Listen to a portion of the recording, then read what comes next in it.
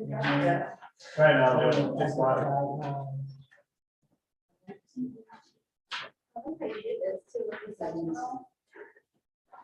And this is a policy.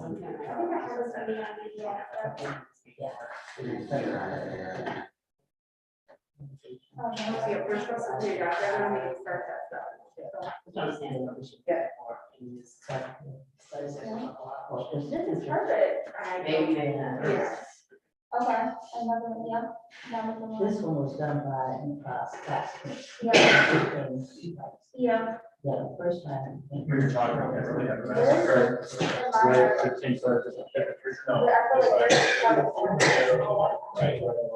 Okay. Jill ran it off. Ladies, are we ready? Yes, start.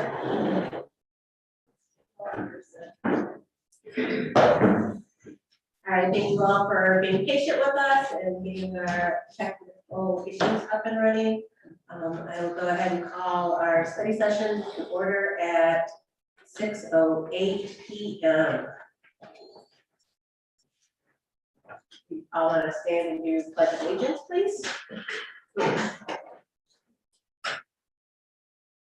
pledge allegiance to the flag of the United States of America and to the republic for which it stands, one nation, under God, indivisible, with liberty and justice for all. City Clerk Domingo, roll call, please. Councilmember Clark. Reed. Jackson. Yes. Lawler. Here. Lanu. Here. Williamson. And Mayor Snyder. Here.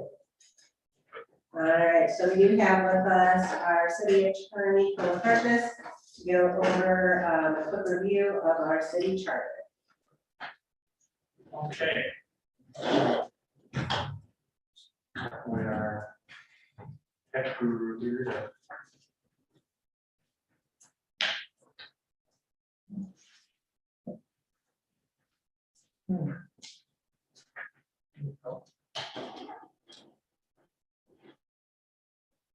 No, I'll pull through.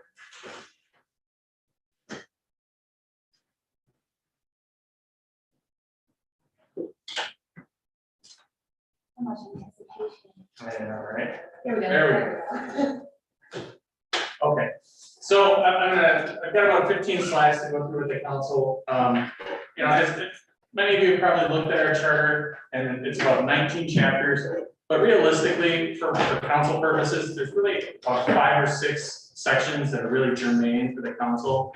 And those are the sections I'm gonna go through with you tonight. Some of them are obsolete, and at some point in the future, you know, the city can do charter amendments to get rid of them, but let me start here with.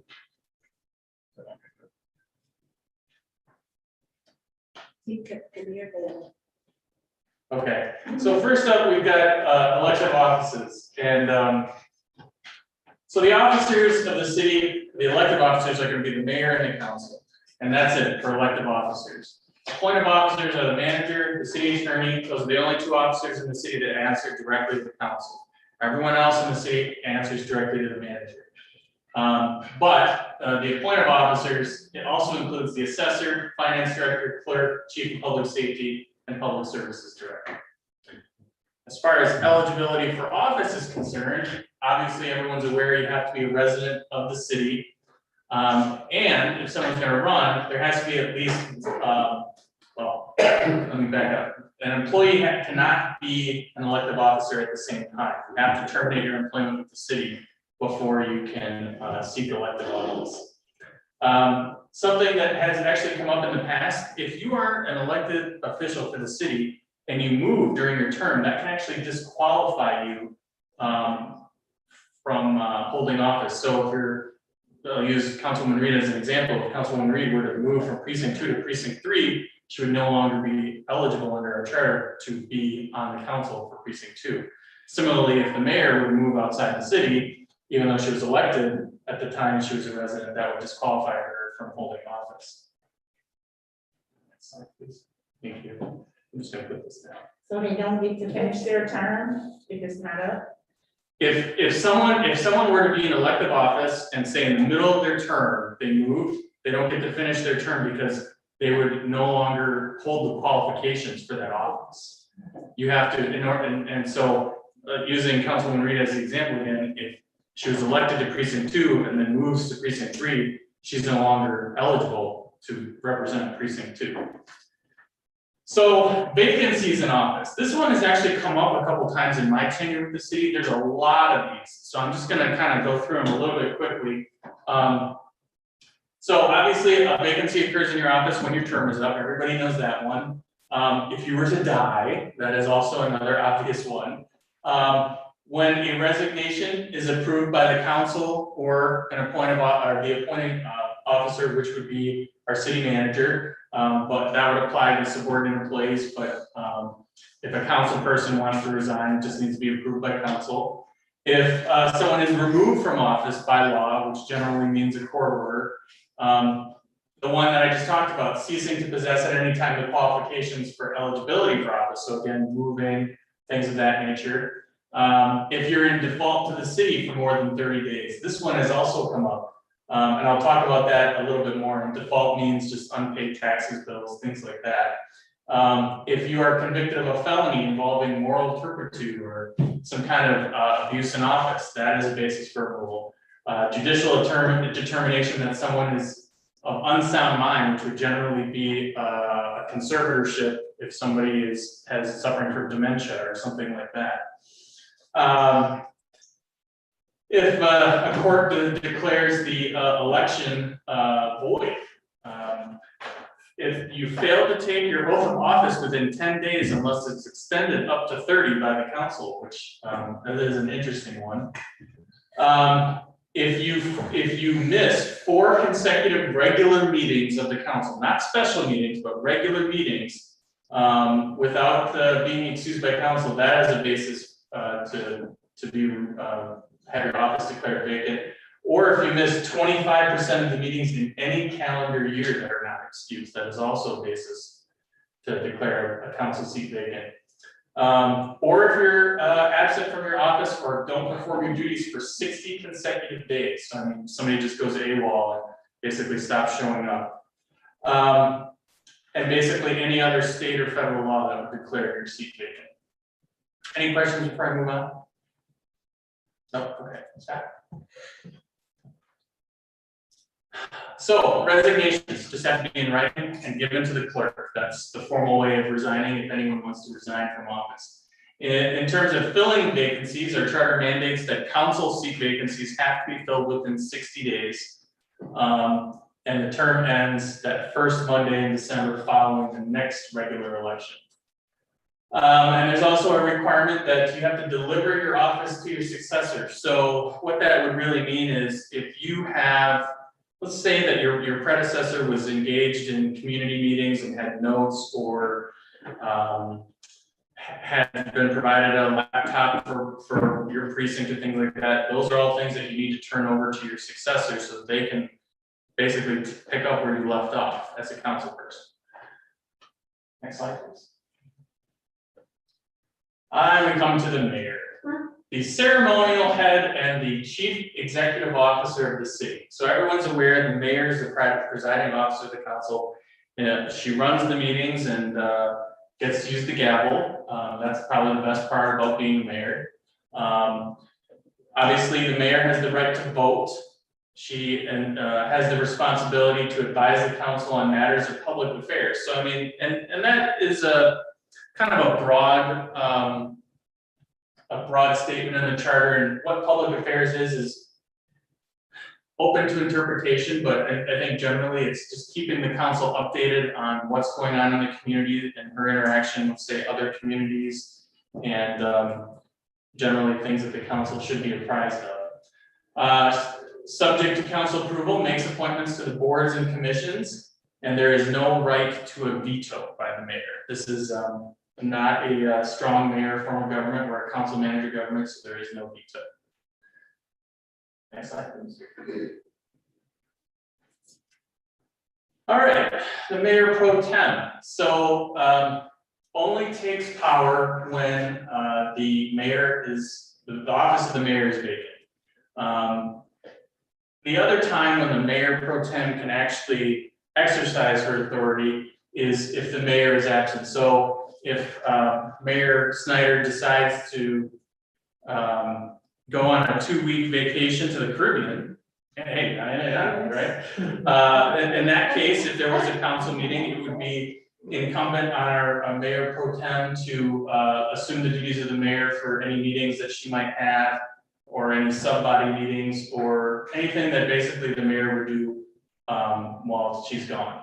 The other time that the mayor pro tem would step in is if the mayor is unable to perform her duties and the council has to actually determine that by resolution. So the example that I use there is, let's say that, we'll use an example from our times, if the mayor had COVID and was physically unable to come to meetings or even do a meeting via Zoom, that would be a situation where it would be appropriate for the council to say, by resolution.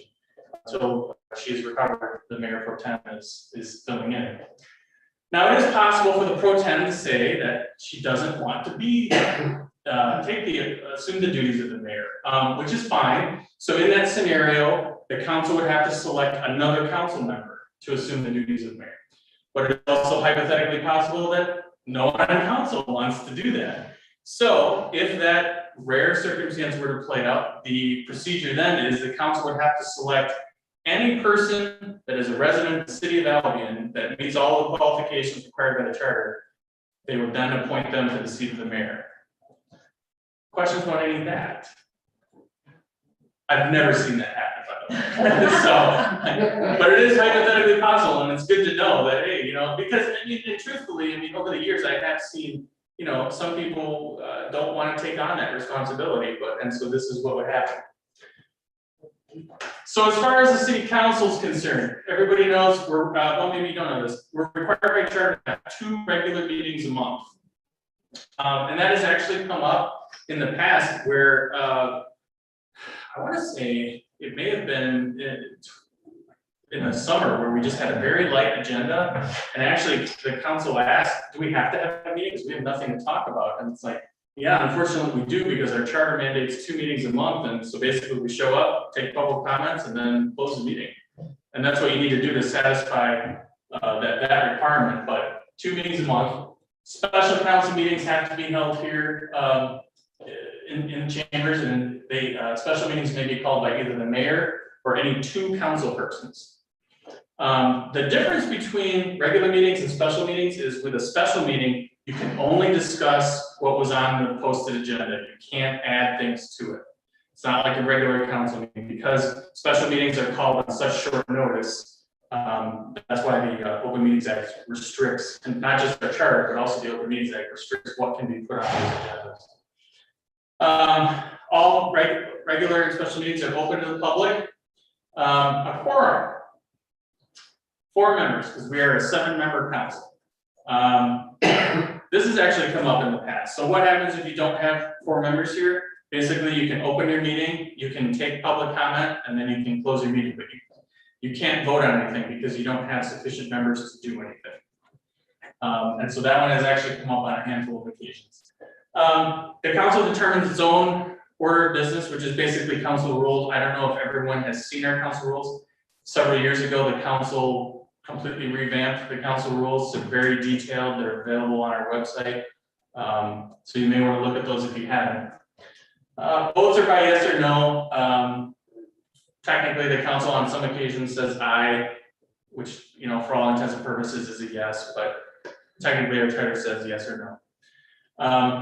An interesting one is to have any business conducted in the city, there has to be at least 4 votes in the affirmative. So if you were to only have 4 members here voting on something, if 3 vote yes and 1 votes no, it's not by majority. You have to have at least 4 members voting in the affirmative for something to be approved. Conflicts of interest. This one has come up also. So no member of council can vote on any item on the agenda in which they have a direct or indirect financial conflict of interest. Where that has come up in the past is sometimes we've had members of council who happen to be married to employees that serve in one of our unions. And so when that union contract comes up for a council vote, it would be appropriate for that council member to say, I need to abstain from this because I have a direct or indirect, whichever the case may be, financial interest in this question because it affects, you know, income to my household. And so they would abstain. The only other time a council member can abstain from a vote is if they announce some other conflict that they may have, and the entire remaining members that are present need to vote in the affirmative to excuse them. That has happened a handful of times while I've been here. So just so you're aware of the procedure. I mean, if there's a financial conflict, it's just, you can just abstain from voting. If it's any other kind of conflict, the rest of the council has to excuse you. I would say it's probably a matter of good measure that you have a vote either way, but this is how the charter reads. The clerk prepares the agenda, and the cutoff for adding to the agenda is 12 p.m. the day of the meeting, unless a supermajority of 5 members of the council approve to add something. That one's come up, I don't want to say frequently, but certainly more so than some of the other things we've talked about. So adding something at the last minute, sometimes it happens. Things come up, but it requires 5 members to add it after 12 p.m. Any questions about any of that? Yes, sir. For adding items to the agenda, aren't we supposed to do it like well in advance of that? Ideally, yes. Okay, But in the off chance that something comes up the day of, at you okay, know 12:01, to get it on the agenda that night, you have to have 5 members total approval. All right, more city council stuff. So citizen advisory boards. You can, by ordinance, can't do it just by resolution or just by a vote, by ordinance, create a citizen advisory board and basically authorize them to make recommendations, but they're an advisory board, that's all they can do. They can't hire and fire anybody, they can't tell you who to hire and fire, they can only make recommendations. Restrictions on powers of council. This one I really want to focus on because this one has come up quite a bit in my 10 years with the city. So first off, council members shall not, meaning cannot, individually direct the appointment or removal of any employee of the city. So it would be inappropriate for any council member to tell the city manager, hire this person or fire this person. That is a direct violation of our charter. The other thing that comes up quite a bit is the city council can only deal with the administrative services of the city, which administrative services basically means anything that the manager is charged with getting done is an administrative service of the city. So if it's not happening here in the council chambers, it's probably an administrative service. But that has to be dealt with directly through the manager. And any employees that answer the manager have to be dealt with through the city manager. Any questions about those two things? Okay. And for some reason, our charter, right in that same paragraph, says there's no standing committees of the council. I don't know why that particular provision is there, but in the past, there have actually been committees that have been around for like a decade. That's not supposed to happen. They're supposed to, I want to say our charter has another provision that says committees are for 2 years unless they're extended by council, so. Next slide, please. Okay, introducing ordinances. No ordinance can be passed at the same meeting it's introduced unless, number 1, it's an emergency, and number 2, a supermajority of 5 members of council approve that. So the example that I used here, because there aren't a lot of times when we have an emergency ordinance come up, but in 2012, I think is when fireworks changed, maybe it was 20, somewhere, several years ago, many moons ago, they changed the fireworks law on the state level to basically change how local municipalities could regulate it. And they did it, I think the law took effect in June. So right before the 4th of July. And so we were kind of scrambling to get an ordinance in place to mirror and address the changes in the state law before the 4th of July, because obviously that's when everyone's going to set up fireworks. So we put it together And it was as an emergency ordinance, and it was voted on, at the same meeting, and it was enacted at the same meeting and took immediate effect. Normally, that doesn't happen, but in this case, it was an emergency. And that is how we would do emergency ordinances. Publication ordinances, all of our ordinances go into the, it's called the recorder, yeah, the recorder, and they're also generally on our website. But we publish them for 20 days prior to their effective date. We actually do, 20 days is what's required by the Home Rule City Act. We actually do 30 days as an extra measure. Penalties, in case anyone wasn't aware, I think when we think of penalties, we think of our criminal ordinances contained in chapter 58 of our ordinances, but our charter sets forth that general ordinance penalties are up to 90 days in jail or a fine of up to $500. So any section of our charter that you see, if it's violated by either a citizen, which is probably not likely, it's more likely to be violated by a member of council, because generally the public doesn't have the opportunity to violate those charter sections. It's up to 90 days in jail and a $500 fine. As it relates to, same thing with ordinances, unless that ordinance mirrors state law. If the ordinance mirrors state law pursuant to the Home Rule City Act, the penalty is 93 days. Almost a distinction without a difference, but there's an extra 3 days there if it's mirrors state law. Alternatively, some ordinances may be given just a civil penalty only. So sometimes in certain ordinances, we say a violation of this ordinance is a civil infraction punishable by a fine of up to X. We've done that before. I think an example would be in our pet ordinance. You know, we had the problem with people feeding feral cats, and we weren't going to make that criminal. We just said if you feed a feral cat, it's a civil fine.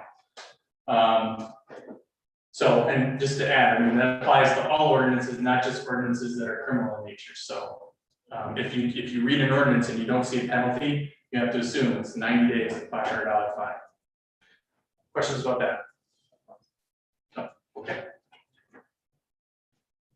The city manager, who keeps the engine that keeps the city running. So everyone's probably seen this because obviously we just appointed a new city manager, and all of the prerequisites for being a manager and the duties are contained within Chapter 7. So must have previous experience in a master's degree. They are the chief administrative officer of the city, supervises all of the administrative departments. So what that means is the manager is basically the boss of every city employee except for the city attorney, because the two of us are the only two that answer directly to city council. The manager implements policy as it relates to city personnel. She makes recommendations to you as a council. She obviously will participate in discussions, but does not have a right to vote. I think we all know that one. Performs all the administrative functions and enforces the ordinance. Enforces ordinances. Usually she does that through the subordinate departments, whether that's the planning and code enforcement department or the Department of Public Safety. And obviously I work with them doing that in the court. She appoints the emergency preparedness coordinator, compiles the annual budget. And there's also a broad provision in here that she's also responsible for any other duties assigned by council. So that one has come up in the past. And so what I will say to council about that is, yes, you are permitted to assign the city manager other duties, but keep in mind that the manager does run the entire city, so she has quite a lot on her plate. And so if you're going to assign her other duties, I would make sure that you're doing it in writing so that she knows exactly what other duties you're going to be assigning her. Okay. No other officer may perform the city manager duties. I would say the exception to that is we have another provision that's actually in our ordinances that provides for an acting manager in the event the manager is gone from the city. The acting manager would perform those duties. In the event that the manager's office is vacant, council appoints someone on an interim basis. Questions about the city manager's job? Okay. So now we're going to skip ahead to finance. You can see I'm skipping some chapters here because there's some stuff that just is not gonna be of interest or your council's never gonna come across. Fiscal year, so we're on a January 1 to December 31 fiscal year. Not every city does it that way. Some are on July 1 to June 30th. We're on January 1 to December 31. The manager is responsible for presenting the budget to the council for the next fiscal year, not later than 6 weeks prior to the end of the year. And so she puts in all of her recommendations for income and expenditures. For those of you who haven't been through a budget adoption process, it is so much fun. No, really it is. So we have to have a public hearing, not later than a week before the budget's adoption.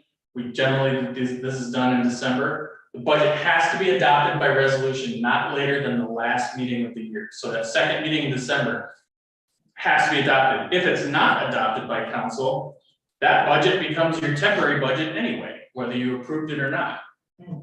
So just so you're aware, that's what happens if you don't approve it by that second meeting in December, because it becomes your budget proposal. Questions about that? Yes, ma'am. I have a question about the timeline, because I personally, as an incoming member, felt like it was very challenging to just jump in and be responsible for that. And I was just thinking it's also the holiday season, that's kind of a hard time for folks. So is it possible, what would it take to adjust that timeline from our fiscal year being similar to like the states starting in, is it in July or August? So generally, the fiscal year goes for the state and for some other municipalities goes from July 1 to June 30th. That question has come up before. So as far as a charter amendment is concerned, that's about a year-long process that we would have to initiate with the state. I think the bigger question is going to be the logistics that our manager and our finance director would have to answer in terms of, because I don't know what's involved from their end of changing the books and redoing the audit schedule to get that to line up with July 1 to June 31. But hypothetically, we would have to even be able to do that, we would have to do a charter amendment that we would have to get approved, by the Attorney General, and then it would have to go on to an election, and the voters would have to approve it, and then we'd have to have the governor sign it. Yes. So I was just gonna add about that, because I had that thought too when I first got on council, but here's the thing, we haven't had a normal budget process probably in well over 4 to 6 years. Normally municipalities are talking about budget in October, like they're already starting, like in October, they're pulling together special meetings to say, here, what are your budget priorities? How are we going to do this for the next year? And then by the time, so even in an election year, when new council members are taking over, those folks who were running were coming to those meetings. And then after they won or lost or whatever, they were actually part of those meetings per the council. So we haven't actually, the closest we got to that was this year. In a long time. I think it'll be interesting to see how it works in 2020 and then in 2021 and then in 2022 after yet another election. That's been a leadership issue and not like a timing issue here. It's just a budget process should take 3 months. And by the time we get to December where the new council has to rubber stamp it, it should be all the questions have been answered and people know what's going on. So I know that that's not charter, but I want to just add that because that is a frustrating thing when you're a new member on council. It is very frustrating to come on, especially during these last couple of times to try to grasp this whole. The last 2 city managers started the 1st of October, so they were way behind the process of what we normally would be. And even with Haley taking over in August, I think it was, you're still behind trying to get caught up at that point. And so I think you'll see as the process goes on, steady city manager will have it much quicker and easier. So all the major decisions are made way earlier than December. Yes, usually when we're having the budget study session, that's when we're having that open dialogue and we're making those hard. When Dr. Mitchell was here, we'd start our budget stuff in August usually, so. And the public will have an input on it, and even if it's an election year, people who might be new to council will have had the opportunity to be part of that, or should have.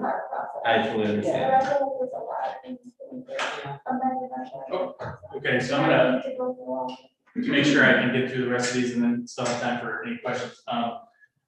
So continuing with chapter 9, budget control. So the charter mandates that the finance director has to provide the council with periodic budget updates on revenues and expenditures. So what you see at the back of your packet, when you see those very elaborate expenditure and revenue sheets, that's what that is. The finance director giving you an update on what's being spent and what's coming in. And as I just referenced, charter mandates an independent audit be conducted each year, and it has to be done by June 15th of every year. So, and that is done. They were Happening this week and next week. so. Yeah. So it's going on right now.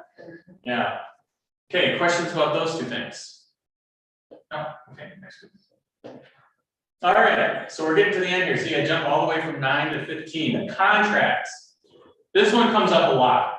So, in pursuant to our charter, the city cannot have any contract that exceeds 10 years in time unless it's approved by the voters. Okay, so that one comes up quite a bit because we have a lot of, let's say a lot, but we have vendors that try to ask for elongated contracts. I'm trying to think of the last one we did. It might have been Granger. Want to do a longer one? Well, they did that, right? Yeah, we stopped, but we said 10 years. Somebody else. What was the contract we just did with Darwin? They wanted, wasn't any utility, the consumers maybe? No, the antennas. Oh, Verizon. Verizon wanted like 20-year contracts to put antennas on top of the water towers, and we said we can't. Our charter mandates us to only do 10 years unless we go into an election. No contract may be made with anybody in default to the city. So if we had a local business that put in a bid to perform some service to the city, if they wanted to have a contract, they had to clear that up first. And no extra compensation can be paid to anyone who's has a contract with the city. So if we have a contract with someone and they do an excellent job, we're precluded from by charter from giving them what I would call a bonus, because that's what that extra compensation is. Okay, questions about that? Okay. And there was one thing, I must have missed it on the slide. I mean, my information is here, my office, my phone number, both of my emails. You know, council should feel free to either call or email me, and I'm happy to answer any questions about the charter. But one other thing that was on one of those slides that I must have overlooked is when we talk about default, as far as the council is concerned, it's important because being in default to the city for 30 days or more can actually cause a vacancy in either a council seat or the mayoral seat. And so when we're talking about default, that can mean unpaid taxes, that can mean unpaid assessments, unpaid utilities. And so it's important that as members of council and the mayor, you all keep on top of that, because those are all things that can disqualify you from having office. The question has come up many times, can you do a payment plan to satisfy that? And the answer is no. There's actually case law from the Court of Appeals that says making payments does not cure the fact that an elected member is behind and so therefore in default. So it has to be completely caught up. Questions about that? Any questions about anything I went over tonight? You're going to find there's several sections of our charter that you will never, in your term on council, ever come across. There are sections of the charter that I, as a city attorney, in 10 years of doing this, have never had to use. So, but I wanted to go over the most germane ones with you to really highlight what's important. And if there's anything else that I can answer about this, please email me or call me. Yes, ma'am. You know, I still have a question. So, I was trying to get the code of ordinances looped into this. And as I went through this, I was very curious because there's this pattern of jumping from chapters. So this page goes from chapter 14 to 18, and it just does that. And then it goes to 22 and 26 and 32. And I was curious if you had any information. Sure. And this is about the ordinance. Yeah. So generally why that's done is the previous council, probably going back to the time when the last, when the charter changed from, I can't remember what it was before, but it changed to a city manager form of government. when they redid that, generally there are those blank missing chapters in anticipation of future councils adding those. They're basically reserved sections for future council's benefits, so that if you come up and you decide, we want to add a chapter on, I don't know, food trucks. And so now you can add, okay, chapter, mobile food vending services, and then you can add in your divisions or whatever. And so they're there so that you don't have to go, okay, well, now this chapter is going to be 15A. Instead, you could just say, this is chapter 16 or chapter 17. So you have some room to plug in new chapters. Is generally why that's done. Very interesting, because it seems like we just keep expanding. There's like 90 some in here. I don't know that we've added, as long as I've been here, I don't think we've added any new chapters. I think we've just added to the existing ones. I could be wrong, but I don't recall adding any new chapters. Jill shaking her head no, so I defer to her. Any other questions I can answer?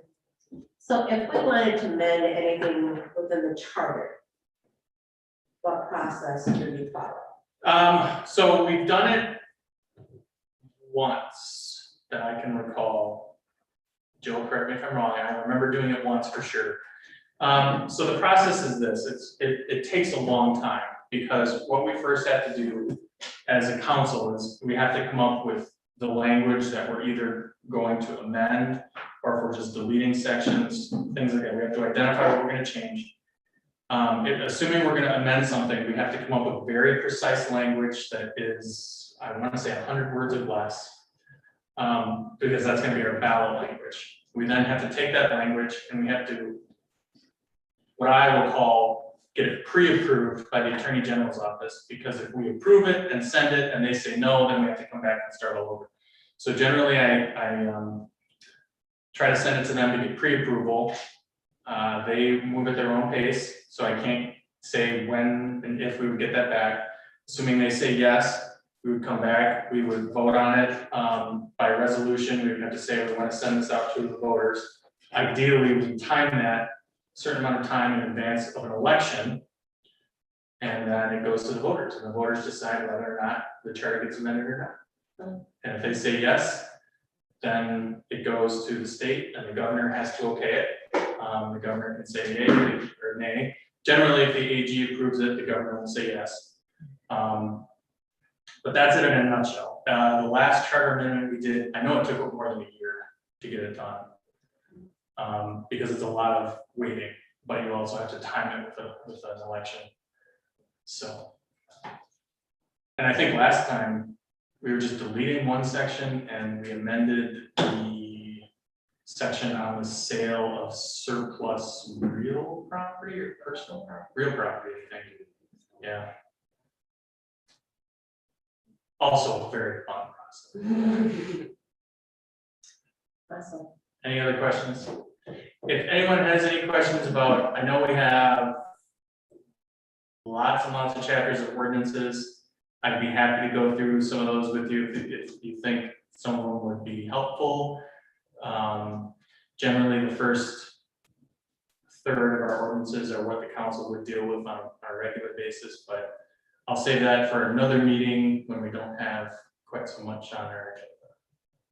Okay, thank you. Thank you. You keep calling me very good.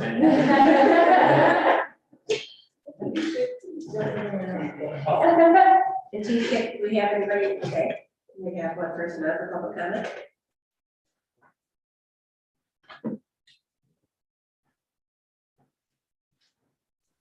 Hello. Hello? Oh, yeah. This is Garrett Brown, 1016 South Superior Street. Whoever asked for this on the agenda, I appreciate it. I think it's informative to do from time to time. Just wanted to, I guess, add some other things. Originally, Albion had a commission government. So each of the council members were in charge of a particular department. And that's where that remnant came from, where it discusses the mayor being over public affairs, because originally under the commission form of government, the mayor was over that department and each other member was over a different department. I think we formally switched to a council manager form in 1997. And then I think that one of the things that Attorney Harkness would agree is that all the powers of the council are not necessarily enumerated, so listed out. I know there was the creation of the Arts and Recreation Commissions, and that's not necessarily detailed in the charter, but that's something that the council does have the power. So all your powers are not necessarily written down. There's been discussion about the amendment. There were amendments. One was to remove or to reorganize the departments a couple of years ago. And then as Cullen said, the other one was to allow the city to sell a real property and not have to sell it at a certain price. But in addition to charter amendments, there can also be charter revisions. The current charter that we have, and I've said this over and over, is from the early 60s. So like 1960, 1963 was when I want to say it's 1960, was when it originally came into effect. And a lot has changed, even some symbolic things like, for example, the city of Battle Creek recently made the language in their charter gender neutral, instead of just saying he or him, right? So there are symbolic things you can do like that, but there also are meaningful, substantial things you can do, like the discussion about the budget year. That's something that can be done. So the council actually had a full study session in 2017. We had expert come in to discuss charter revisions, which would be a larger task, but you could do that and make a lot of changes at once, instead of having to go back election after election and put it on the ballot. So this is something that I hope council continues to look at, because Albion is not the same city it was in 1960, in the 1960s, right? So, and then finally, I don't know if it was in the presentation, but I think there's also recall is an option that could remove someone from council. I don't think that was covered, and I apologize if I missed that, but thank you, Mayor and Council. I appreciate it. Thank you, appreciate it. Do you have anybody else to speak up? Outstanding. All right, do we have city manager report from study session? I don't have anything for that. All right. Any other comments? Yes, Councilwoman. Thank you all. I requested this, I asked Attorney Harkness to just go over the brief base points, but in receiving this and having Councilmember Reed reach out, I think that there's certainly more we can do. So I appreciate former Mayor Brown sharing that, and look forward to just continuing to delve into our actual written roles and then the power that we have to continue to meet the community's needs. Any other comments? Yes, Attorney Harkness. I forgot to add, I will forward a copy of that PowerPoint to the city manager. Yes. Or you know what, I'll tell you what, if anybody else email it to the entire council. I won't make you the middleman. I'm sure we can all do that. Yeah. All right, any other comments? Awesome, so our study session is adjourned at 6:50 p.m.